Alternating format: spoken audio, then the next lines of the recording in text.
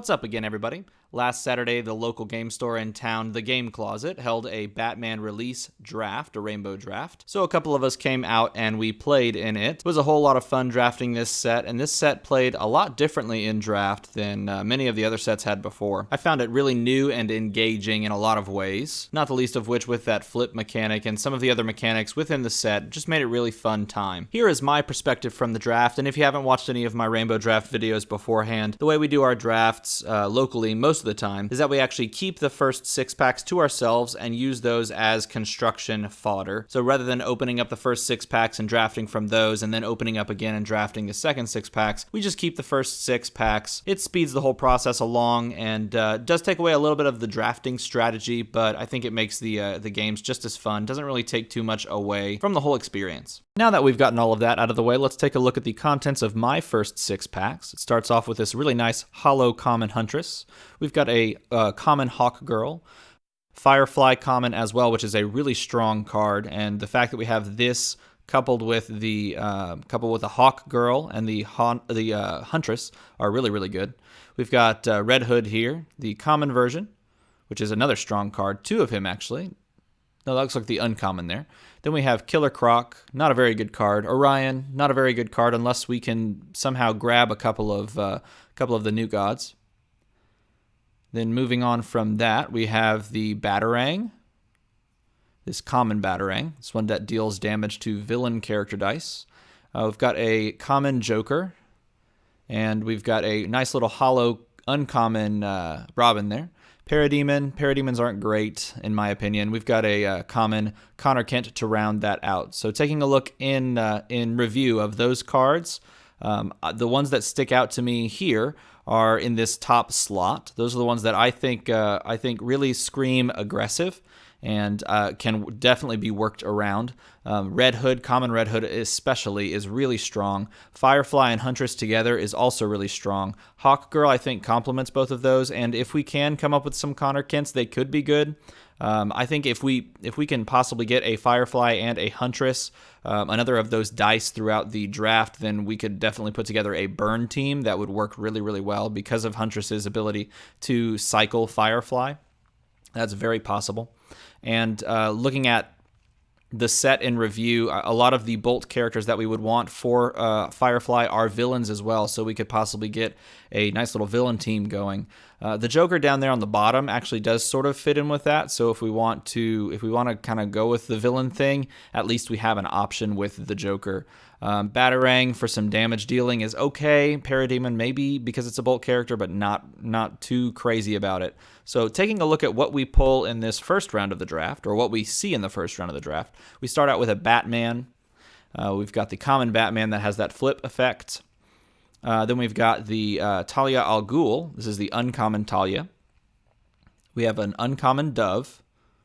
Neither of these scream aggressive yet. Jervis Tetch, he's a villain. He's a 2-drop, and he's got a great little sidekick taking ability, so we set him aside. Darkseid's good, but not great, especially the expense of him is pretty expensive to get.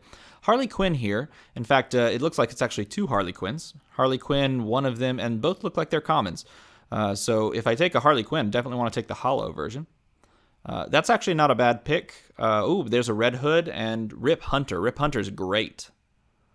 Rip Hunter, all of the abilities of Rip Hunter are great, and that's a hollow. That's a definite option. There's a Hawk Girl as well, which is an option. This is our first rare that we've seen. We didn't pull any rares in the first 6 packs. But it's Bane, and unfortunately for us, Bane doesn't really have synergy with our aggressive type thing that we're going for. So resorting and looking back through the cards that I sort of deem as possible picks in this set, this is a hard first pick because there are a couple of things that would work well. If we want to lean towards the Red Hood side of things, we already have 2 of his dice, so picking a third this early is kind of strange. I'm not sure if that's super necessary. This common Rip Hunter is amazing. The ability to just dump any number of dice and cycle your bag immediately is so strong. He doesn't fit the low-cost, aggressive villain type team that I'm thinking we might be able to pull off. Hawk Girl, we already have one of her, so picking a second die of her does sort of fit that aggressive team, and she does allow herself to be spun up when she attacks. So that's the pick that we're going to make for this first one. That gives me 2 Hawk Girl dice now, which is pretty strong, and having 2 2-drop 4/4s conceivably is pretty good. Here's another opportunity to pick up a 3rd Red Hood die. Here's another opportunity to pick up a 3rd Hawk Girl as well. The rest of these cards, oh, that's a possibility. Mr. Freeze, and that's the common Mr. Freeze that when he is fielded, you get to put stun tokens on characters. He's a Bolt character, which is why he's a possible pick. Darkside's also a 5-cost Bolt character, so he's considered here as well. Hawk, not so much. Nightwing's a possible choice here as well, but 4-cost Bolt character. He's got a nice little flip effect. No super synergy with regards to him because we're not planning on buying action dice a ton. If we're going to go low drop, I don't think we actually really need to run something like Superhero Registration Act, which means we don't really have to devote our resources to buying action dice. The Penguin here is another 4-drop Bolt character, but his ability is non-existent on that Gadgeteer side because we're not going to be running actions. So really the picks become, it's sort of narrowed down to these. We could possibly go Connor Kent, but I'm just going to take a 3rd Hawk Girl die or a 1st Mr. Freeze character and die. End up going the Mr. Freeze route because I really like the when fielded stun token effect. Plus, if I have to get a big drop at some point, I'll just throw him on the team as sort of a finisher, as a Bolt character as well. Here we've got Orion, not so good. The Riddler is great. He's a 4-cost Bolt character, and he has some effects. He would be our first die of that card, so we would be hoping to pull a second if we could possibly get it. But even just 1 4-drop Bolt character is not bad because it pushes our Firefly effect, Firefly ability damage, burn damage stuff that we want to do. Talia here, common Talia, not really great. Flipping, so the nice thing here would be, you put Talia on her villain side where non-villain character dice can't attack. You get a 3-mana 2/5/5, 3-cost 2/5/5. Not the most, stunning thing in the world. Batman doesn't fit. Hawk doesn't fit. Big Barda doesn't fit. Another Penguin. So looking through this one, this is a kind of a rough pick, but actually no, this one's pretty easy because the Riddler was there. Sorry. Riddler is an easy fit into this team. He's yet another Bolt character. So we've got 2 Bolt characters in addition to Huntress and Firefly. Moving on to round number 4. We've got Ra's al Ghul, which I just do not like any of the Raz's. I like the global on it, which is kind of cool, but in this instance, it works against us. The fact that we see a Firefly in this draft, it means that's pretty much an auto pick. If we can get 2 dice for Firefly, which is what we're going to do here, it doesn't really matter what else is in this stack. We'll look through it just for funsies. We got a Two-Face. That's a villain, possible, maybe. Bane. I mean, no, none of this is worth it. You take the he's got a flip effect on the Two-Face, but you take the Firefly here, and you get 2 dice for Firefly, and that just speeds up your combo with him even more. So that's a great pick. And here's another Huntress. Wow, take that one as well. Now the question then becomes, because we do see a Harley Quinn, and that one provides a little bit of ramp when using villain dice, which is what we're building around. This is a possible pick as well, the Penguin, but I don't like very many of the Penguin's abilities. So really it's down to these 2, and it's hard to pick against Huntress. Having another Huntress die to be able to put out in the field to use to cycle my Firefly dice, it just makes more sense at this point to solidify the number of dice on my team rather than hoping for some sort of ramp built into the team that doesn't exactly play towards the win conditions. So I think the best pick here is this Huntress. It gives us 2 dice for the Huntress, and they're easy to buy. You get an energy left over every turn from purchasing a Huntress. So when you roll 4 dice, you roll 4 energy, you pay 3, and then you can use that last energy for some sort of ramp.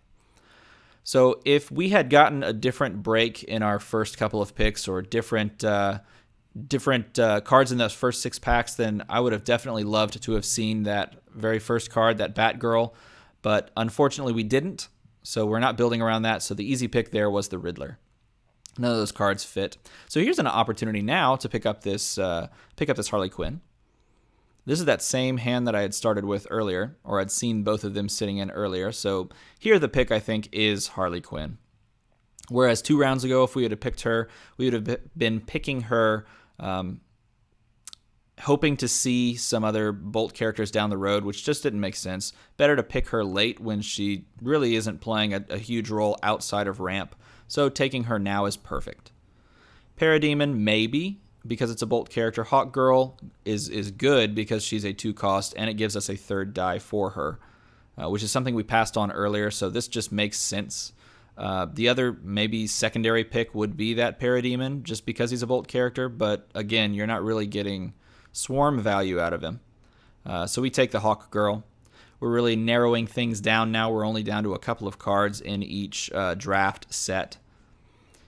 Looking at all of these, best pick here is Orion because he's a Bolt character and because he's the highest rarity in the hand at uncommon. All the other ones are commons. This is where I'm looking at all of the rarities. Other options include that Roz and the Bane because both of them are villains, but it just makes sense to take something that maybe gets played because of the energy and the synergy with the bolts there. Talia, maybe here. Not a very good hand for us. It's a possibility to run her. She's a low drop at the very least.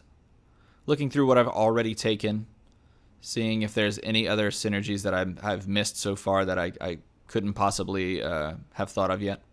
Bane, just never really good because, again, we're not using continuous action dice, so his ability is non-existent. So essentially you're looking at him as a 5-drop with no card text. Here I take the Two-Face. This gives me a fast and regenerate character for 5.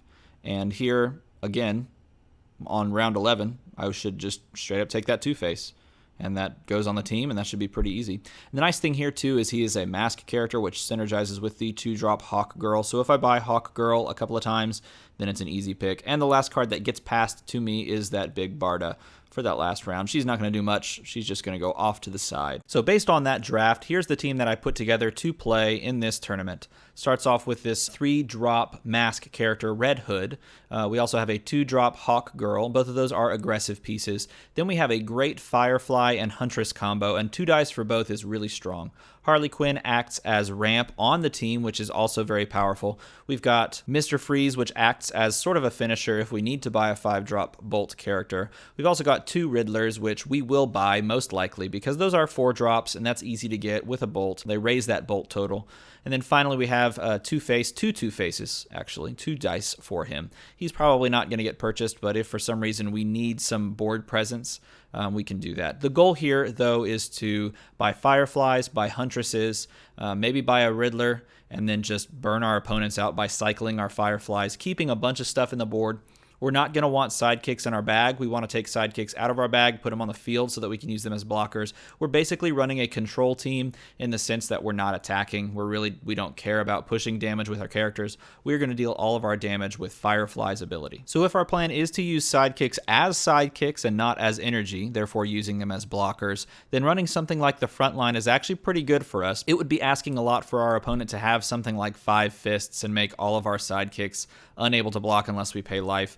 But we could use it the other way around if we do actually need to push character damage occasionally. Let's say, for example, we can't get the cycle mechanic going on our Firefly, and dealing that burn damage is more difficult than we think if we only have 2 dice for the Huntress and 2 dice for Firefly. This would be an opportunity for us to push some extra damage, especially because we have several Red Hoods. As for the other basic action, I knew I didn't want to bring Superhero Registration Act because I wouldn't really be benefiting from it. All my team are low drops. I can purchase them all in one turn. And if I remove all my sidekicks from my bag, then I'm cycling super easy already. No real point for me in using that, but I did want something that was global based on basic action stuff that can act as ramp. So I was really excited to be able to bring Villainous Pact as my second basic action. This fits perfectly with most of my team, as most of them are 3-drops, at least the ones that I want to be purchasing. Those are 3-drops, so I can dedicate 3 energy to them and then save one of my mask energy if I roll up a mask energy and use that as ramp each turn. card. So I'm not gonna lie to you, when I finished drafting and then putting this team together, I kind of felt bad because I knew how powerful this team was going to be,